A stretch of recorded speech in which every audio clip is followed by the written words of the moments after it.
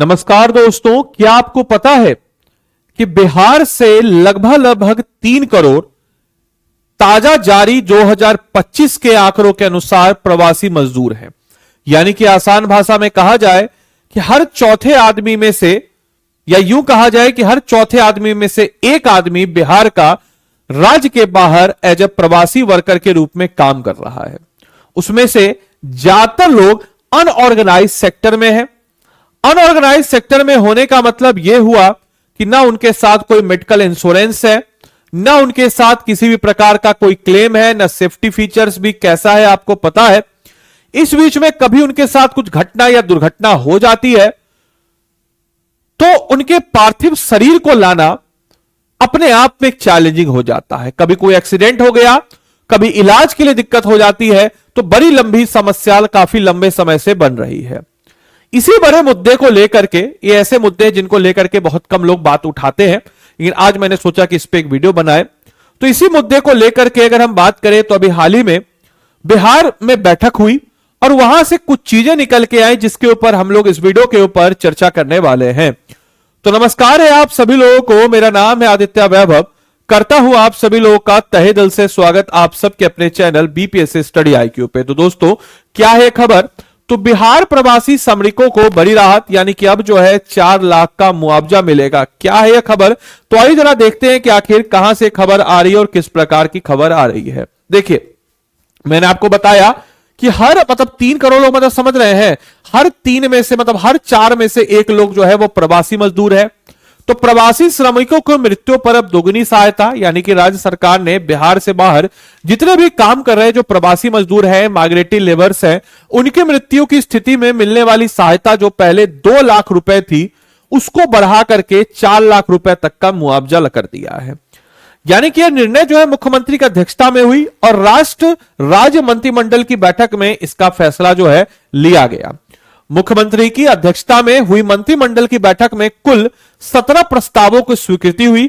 इसमें से प्रवासी श्रमिकों से जुड़ा यह सबसे महत्वपूर्ण प्रस्ताव था जिसको लेकर के काफी लंबे समय से मांग उठ रही थी। हालांकि यह कोई परमानेंट सॉल्यूशन नहीं हुआ। सॉल्यूशन यह होना चाहिए कि इनको बाहर जाने की जरूरत ना हो।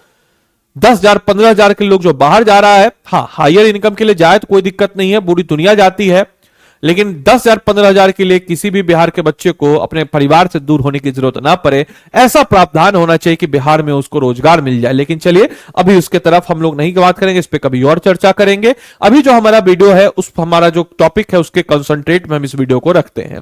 तो इसके साथ ही कई अन्य प्रशासनिक और विकास संबंधी फैसले भी लेंगे। बाकी आपकी क्या राय है जरूर कॉमेंट बॉक्स में लिख के बताएंगे। मेरे इस स्टेटमेंट से कि 10 से 15,000 की नौकरी के लिए, 15-20,000 की नौकरी किसी को बाहर जाने की जरूरत ना पड़े, कॉमेंट बॉक्स में जरूर के बताएंगे। अब देखिए, होता क्या है कि सब पहुंचाने की जिम्मेवारी भी अब लेगा सरकार। यानी कि कैबिनेट ने यह भी निर्णय लिया कि प्रवासी श्रमिक की अगर मृत्यु हो जाती है तो सबको उसके गृह जिले तक पहुंचाने का पूरा खर्चा राज्य सरकार वहन करेगी। इसके लिए मृतका के परिजनों को किसी प्रकार की राशि खर्च करने की जरूरत नहीं पड़ेगी। दुर्घटना स्तर से लेकर के अब तक जो सब पहुंचाने की व्यवस्था जो है सारा का सारा सरकार द्वारा ही किया जाएगा। घायल श्रमिकों को इसके अलावा पूर्व की तरह सुविधा मिलेगी। यानी कि दुर्घटना में घायल जो प्रवासी श्रमिक है इनको पहले ही की तरह जो है मुख्य चिकित्सा सुविधा मिलेगी। इस व्यवस्था से कोई बदलाव जो है नहीं किया गया है। साथ ही साथ जो है पासपोर्ट मामलों में भी सुनवाई की तेज, यानी कि पासपोर्ट से जुड़े हुए जो मामले हैं उनको भी प्रायोरिटी बेस पे रख करके मंत्रिमंडल ने कोड में नए पद के सृजन की मंजूरी दी है और इससे जो लंबित मामलों की सुनवाई में जो है तेजी से उम्मीद लाने की भी आपके कहा गया है। इसके अलावा और भी कुछ मांग थे, जैसे 125 यूनिट मुफ्त बिजली योजना जो कि ऑलरेडी चालू है, इसके तहत 349 करोड़ रुपए राशि को स्वीकृत किया गया है। इसके अलावा 15 साल पुराने वाहन पंजीकरण नियम में भी बदलाव को जो है मंजूरी दे दी गई है। और इसके अलावा बीरपुर सेंटर ऑफ एक्सीलेंस को भी मंजूरी दी गई। आपको बताते चले बीरपुर सेंटर ऑफ एक्सीलेंस क्या है, तो कोसी नदी में जो बाढ़ आता है, जो सौरव ऑफ बिहार है, वहां पे एक सेंटर ऑफ एक्सीलेंस बनेगा। यह संस्थान कोसी नदी में बाढ़ प्रबंधन यानी कि फ्लड मैनेजमेंट और नदी की जो प्राकृतिक और साथ ही साथ उसके साइंटिफिक स्टडी में मदद करेगा। पुणे के बाद भारत का दूसरा ऐसा संस्थान जो है कहां पे बनने जा रहा है, तो ये इंपॉर्टेंट है करंट अफेयर्स के लिए, ये इसी आपके फैसले में लिखा गया।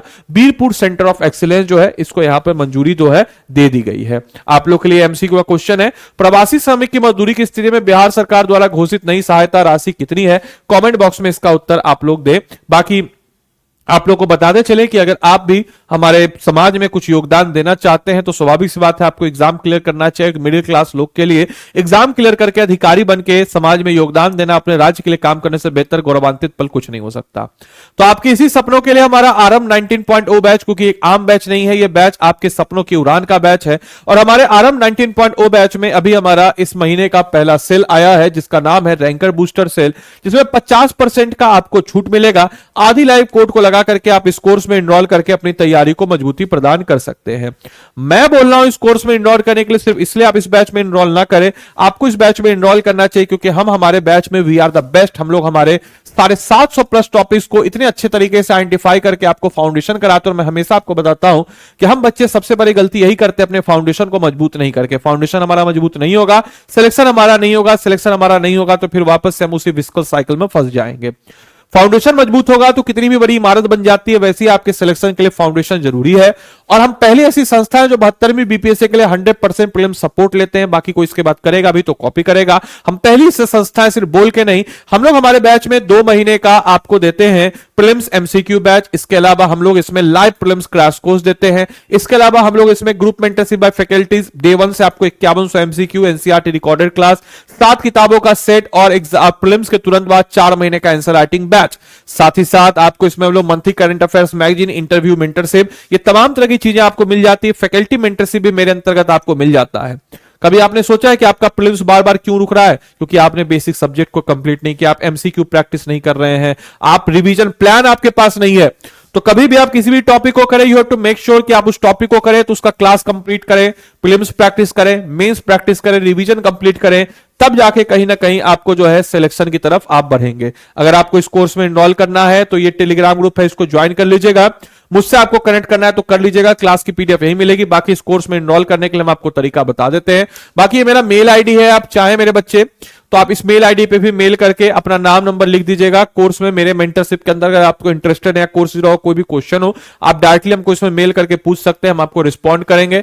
बाकी अगर आपको इस कोर्स में एनरोल खुद से करना है तो स्टडी आईक्यू के ऐप या वेबसाइट पे आप चले जाएंगे। स्टडी आईक्यू के ऐप या वेबसाइट पे आप जाएंगे, स्टेट पीसीएस में आप बिहार पे जाएंगे। बिहार पे जाने के बाद बिहार पीएससी आरंभ 19.0 है, इसमें आप बाय नाउ पे जाएंगे। बाय नाउ पे जाने के बाद यहाँ पे क्या आप करेंगे तो ADILIV आदि लाइव कोड आप लगा देंगे। जैसे ही आपने आदि लाइव कोड लगाया 15,999 में कोर्स आपका हो जाएगा। जो भी आपका लैंग्वेज है हिंदी इंग्लिश उसको चुन लीजिएगा, उसके बाद जो है आप इस कोर्स में एनरोल कर सकते हैं। मेरे भाई याद रखिएगा कोड क्या आपको लगाना है, तो कोड आपको लगाना है आदि लाइव कोड लगा के आप इस कोर्स में एनरोल कर सकते हैं। बाकी आपको बताते चले ये नंबर है 9289996924, इस नंबर पे आप कॉल कर लीजिएगा और कॉल करके आप जो है बोल दीजिएगा कि आपको आदित्य सर का मेंटरशिप चाहिए और फिर उसके बाद आप इस कोर्स में एनरोल करके अपनी तैयारी को मजबूती कर सकते हैं। तो चलिए मिलते हैं अगले सेशन में, तब तक के लिए सारे बच्चों को bye bye, take care, thank you and thanks for watching this session. Thank you.